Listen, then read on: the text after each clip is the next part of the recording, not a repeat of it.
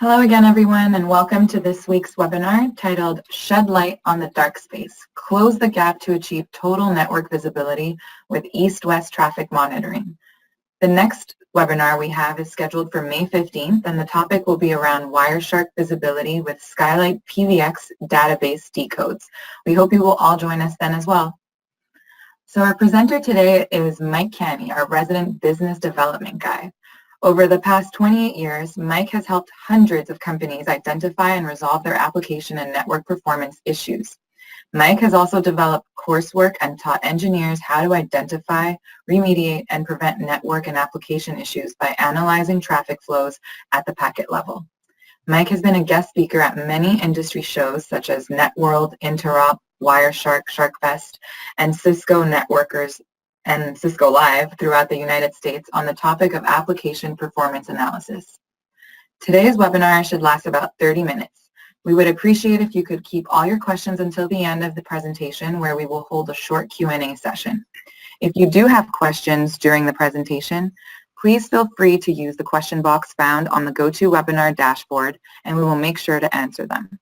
We would also like to let you know that this webinar is being recorded, and if you need to drop off at any time, be assured that we will be sending you a link to the full recording. Now over to you, Mike. Great. Hey, thank you, Yasmin, for the introduction, and thank you, everyone, for joining the 30-minute webinar today. So as Yasmin mentioned, we're going to be talking about looking at those gaps or those blind spots that many organizations have within their visibility architecture, and primarily understanding of the different solutions that you can take to fill those gaps, and specifically the east-west traffic. So what does this whole north-south, east-west traffic mean anyhow, right? So what I've got here is kind of a diagram of what I see from a consulting perspective of what we call traditional packet-based monitoring, right? Where we're looking at all of the traffic as it traverses the wire. Typically, we're using a TAP or packet brokers via span or mirror ports that are looking at all the traffic inbound and outbound. And some of the disadvantages of this, as we've moved into more of a virtual network space and cloud network space throughout the industry, is that typically with this looking at the wire perspective, all we're going to see is that first tier of traffic. So from this perspective here, as we go into virtual servers, hypervisors, VMware, etc., one of the big gaps that we're going to see is only this first tier, that end user traffic. So as applications have become more distributed, multi-tiered, multi-location, relying just on this wire type networking today, or wire type tapping, is really no longer sufficient. So if we look at what we're talking about really with this north-south traffic, and some of the benefits of this is we are going to see all the user activity, we're all going to see all of the end user traffic, having the ability, depending on the analyzer in question, to essentially go back in time. So for example, a problem happened yesterday at 3 o'clock, being able to drill into that, see exactly what happened from that end user's perspective. With this traditional north-south visibility, though, especially in the virtual environments, where you've got maybe a simple three-tiered application, a client going to a web server, going to the backend database server, the only traffic that you'll see in this north-south environment is the HTTP requests or the calls made directly to that web server, to that application server, and can sometimes be, and we'll see when we get into the demo here, sometimes a little bit misleading as to where the bottleneck exists, right? So for example, if we see an HTTP GET that goes into the web server, and we're watching the traffic of the packets as they go in and out, and we receive that reply to that GET 20 seconds later, from that analysis alone, it would potentially indicate that, hey, we've got a slow web server. But what we want to do with filling these visibility gaps in the east-west traffic is being able to see, okay, what did that web server do on that back end? What calls did it make? And was it potentially waiting on something on the back end?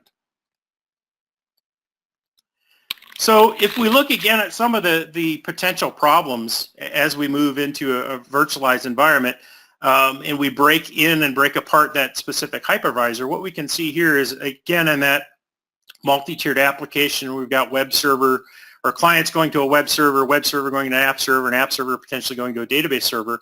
And even in this simplistic view, if we're tapping in that north-south, or we're spanning in that north-south environment, all we're going to see again is that client to the web server.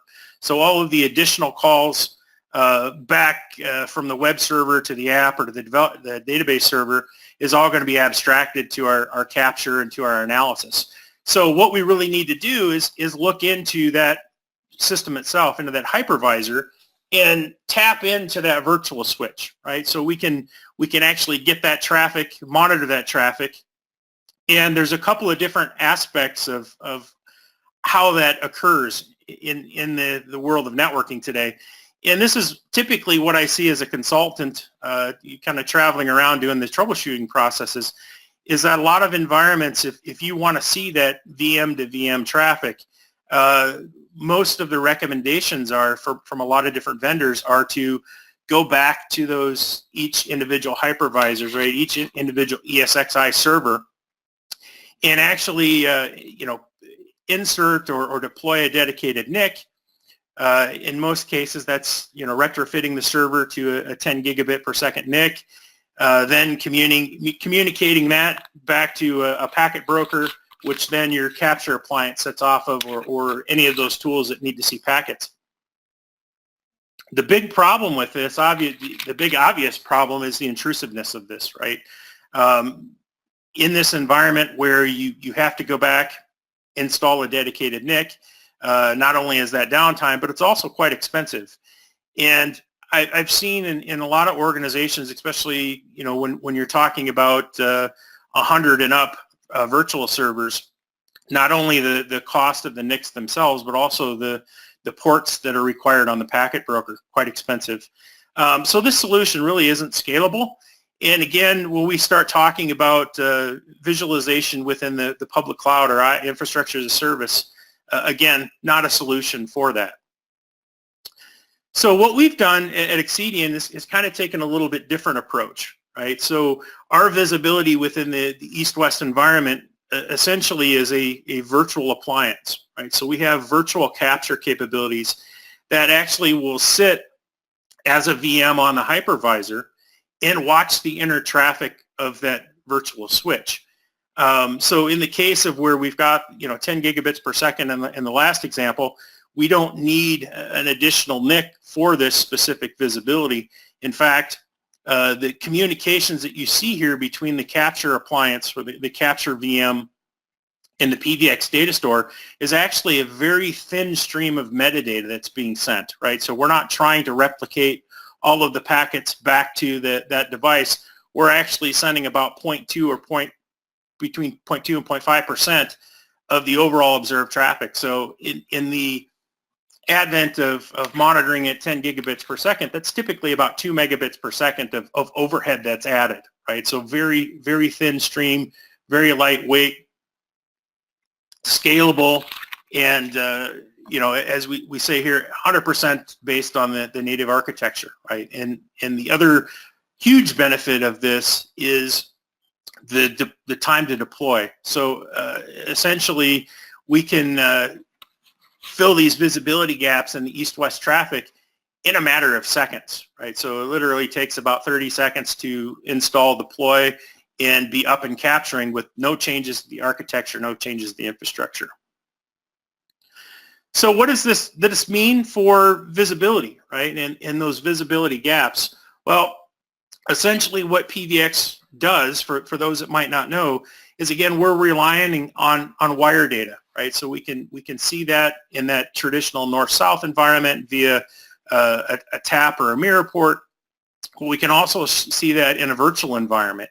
And what PVX is doing is it's listening to every single transaction, 100% of the user transactions, 100% of the application transactions, and decoding that in real time.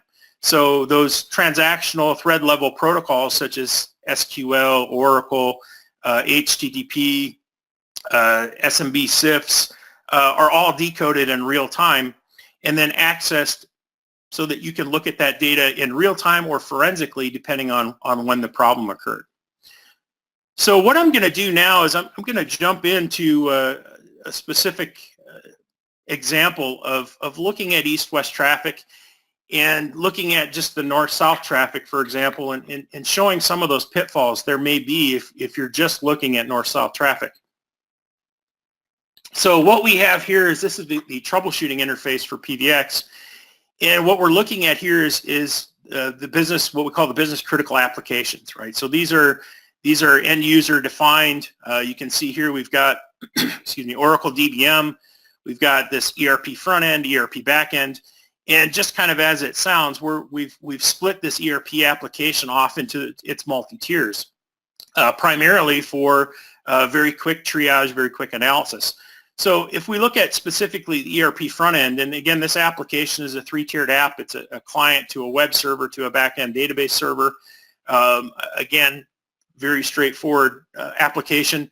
As I mentioned, we're looking at this traffic in real time, but we're also keeping and retaining back in time, right? So for example, if the problem happened last Monday at 11 o'clock, I can simply come in here and tell PVX, hey, I want to show me everything that was going on, last Monday for this application from 10:55 to 11:15, and boom, it'll show us that traffic.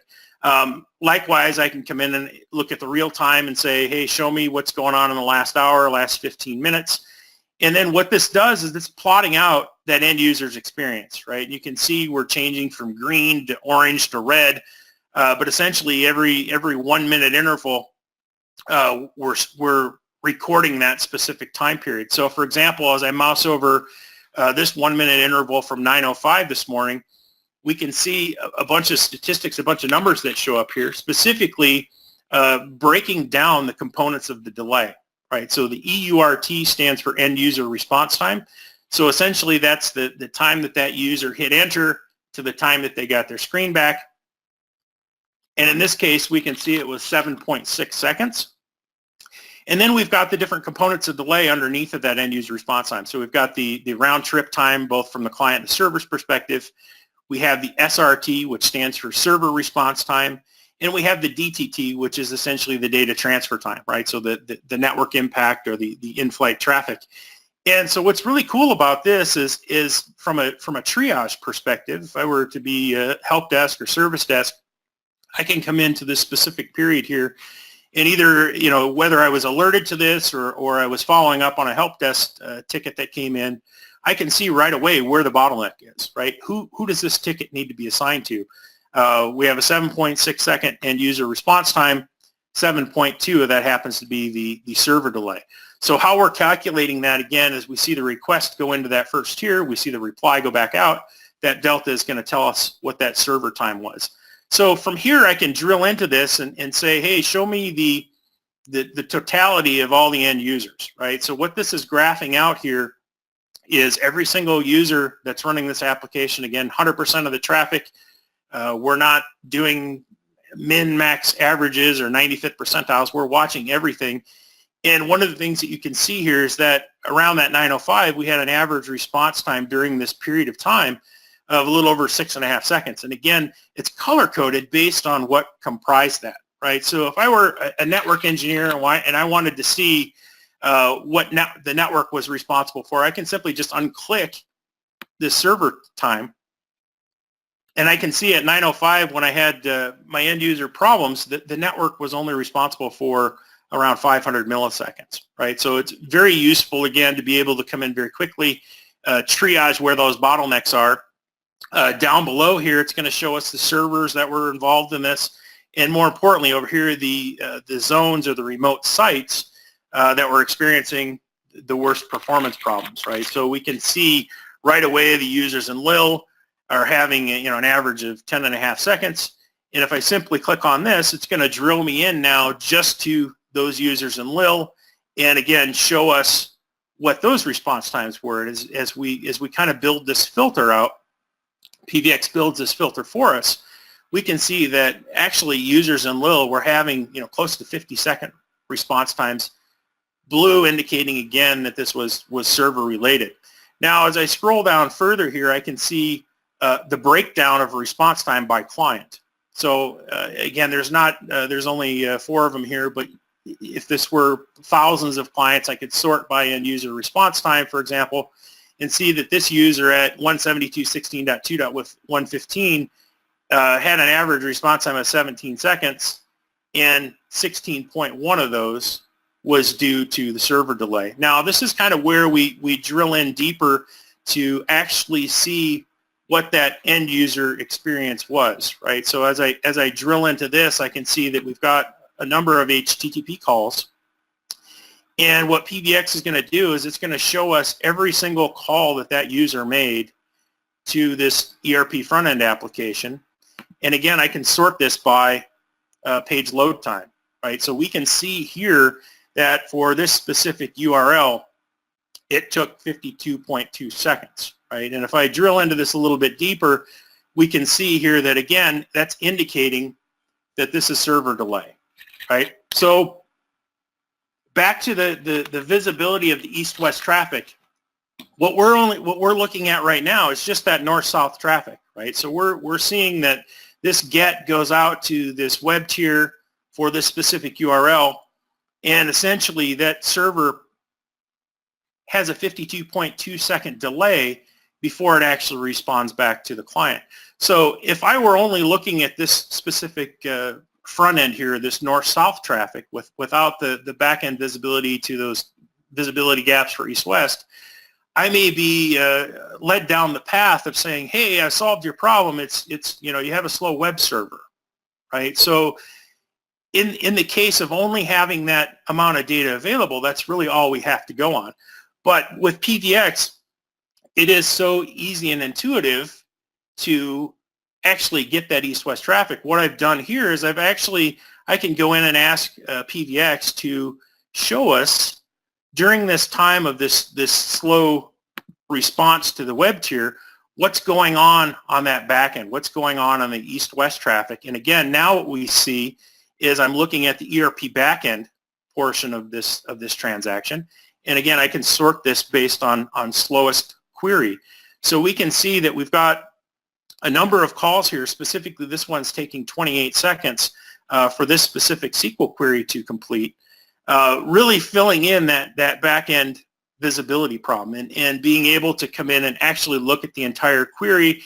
And you can see this one here is pretty complex. Execute, stored procedure call, select statement, with all of those different conditionals, the ands, the froms, the inner joins, the outer joins, the wheres, which again is a lot of overhead specifically on that SQL server. But me being a network engineer, from this specific perspective here, what I would do next is actually hand this off to the DBA or the developer and say, hey, look, why is this query so complex? And this one specifically is 8.5 seconds. This one's 28 seconds. That gives us kind of that filling in of that back end, specifically during this time period of this slow front end web call, what's actually happening on the back end. And again, this is kind of a little bit of more of a simplistic 3-tiered application, but PBX can do this for 20-tiered applications, right? So this type of visibility is available. And again, being able to quickly deploy those OVAs in that east-west environment and begin capturing literally within 30 seconds and start learning and understanding the end user experience all the way through that application chain from front end to back end. So Yasmin, I'll pause here for any questions. Thank you, Mike. That was a great presentation. Let me just check for some questions. I have a couple. So the first one is, what virtual environments do you support for east-west? Yeah, so that's a great question. So today we support VMware as well as Microsoft, and that includes the public cloud as well. So we have capability, and we're on the store for both AWS and Azure. We do also have some other platforms that customers have been able to adapt our image to, specifically support for Cisco ENCS. We have those environments as well, but today officially supported would be VMware or AWS along with Microsoft Azure. Great. And we have another one. How much traffic is generated from a virtual probe to the data store? Yeah, so that's a great question, right? And that's one of the key components of what makes us different, right? So if we go back to the slide deck here of where we're showing how we deploy in the virtual environment. Again, as I mentioned, it's essentially a virtual appliance. And one of the things that I'll mention about this as well that I didn't is extremely lightweight, right? So, typically for, deploying and capturing in your ESX environment, it's typically, 2 to 4 gigs of memory, very, very low disk capacity, and then more importantly, that 0.2% of that observed traffic, right? So depending on the inner VM traffic that you're seeing, it could be, anywhere from 100 megabit to 10 gigabit and up. It's very easy to kind of do some of those calculations to say, okay, we're observing this from a traffic throughput perspective between these VMs, and about 2.2% of that is the only additional overhead that we're going to create on the wire. One of the other pieces that I didn't mention prior to this with the actual virtual appliance and from a capture perspective is that we don't charge for this, right? So what we've got, I've got a number of customers that have actually made this part of their standard build for every hypervisor that gets rolled out, primarily because it's going to provide them instant visibility at no extra, no additional cost. Okay, and we have another question. Is this tool hypervisor agnostic? Yes, so to an extent, right? So we do, today, as I mentioned, we have specific virtual appliance images primarily for Microsoft and VMware today. But as I mentioned, there are other capabilities and future roadmaps to support other hypervisor environments. But today, the officially supported are VMware and Microsoft. We also have another question. When you mention dedicated 10 gig NIC, does it provide both tap and traditional NIC functions or just tap consuming a port? Yeah, so typically when I've seen and been involved in these types of deployments, what customers will do is they'll put in a dedicated 10 gig NIC just for the tapping of the traffic, right? So think about if we didn't add an additional 10 gig NIC and we just wanted to roll with the production NIC that happened to be in the hypervisor. With this type of solution, right, this kind of antiquated east-west capture that requires this is anything that you're seeing on that virtual switch. So essentially, in the case of port mirroring, just in the vSwitch itself to a physical adapter, if you don't add an additional dedicated NIC, that traffic is going to be in contention with your production traffic, right? So let's say, a worst case scenario, you've got your 10 gig production NIC and you want to mirror traffic between all of your VMs, and that happens to be an additional 10 gigs, you've then oversubscribed your production network card. So what I've seen in a lot of organizations is that try to deploy this tapping without putting in dedicated tap NICs into the ESX box, for example, is that they'll turn on that port mirror, and then all of a sudden nobody can get to the production systems, right? So there's so much contention for the wire that end user traffic suffers, and to them it's kind of essentially an outage. Thanks, Mike. We have one last question.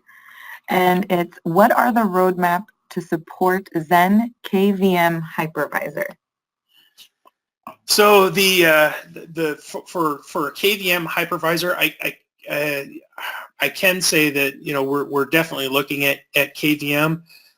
For specifics like that, we can certainly get into time periods and those types of things. We'll probably want to take that offline with your Exedian representative and either myself or another engineer, and we can certainly discuss specifics on time frame. But yes, KVM is definitely one that we've been looking at and have made some advances towards. Perfect. So that's about all the time we have today. We'd like to thank everybody for joining us, and we look forward to seeing you at our next webinar. Thank you, Mike. Thank you, everyone.